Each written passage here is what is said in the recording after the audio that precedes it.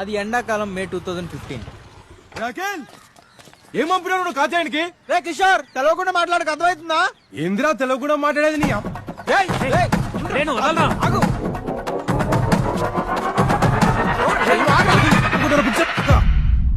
అయిపోయిందా?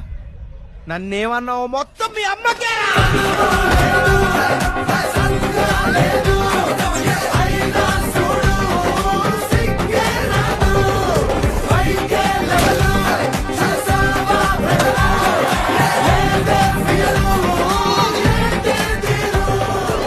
రాసింది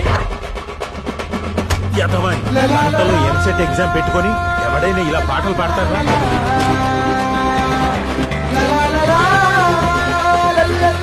ఇంటర్లో 70%, 10th లో 7 points. చూడు ఆడి మొహంలో ఏమైనా బాధ ఉందా?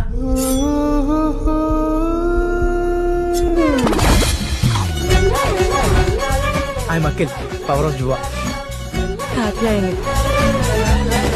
పేరు రాలేదని బుక్ మీద అంటే అది కోటిలో రీసేల్ వాల్యూ 50% ఉంటది పేరు రాస్తే. అదే పేరు రాకపోతే 80% ఉండే ఛాన్స్ ఉంది. ఐ లవ్ యూ కాతి అని. Okay, thank you. లవ్ చేస్తలేదా? కానీ లవ్ యూ అంటే థ్యాంక్ యూ అంటుందా?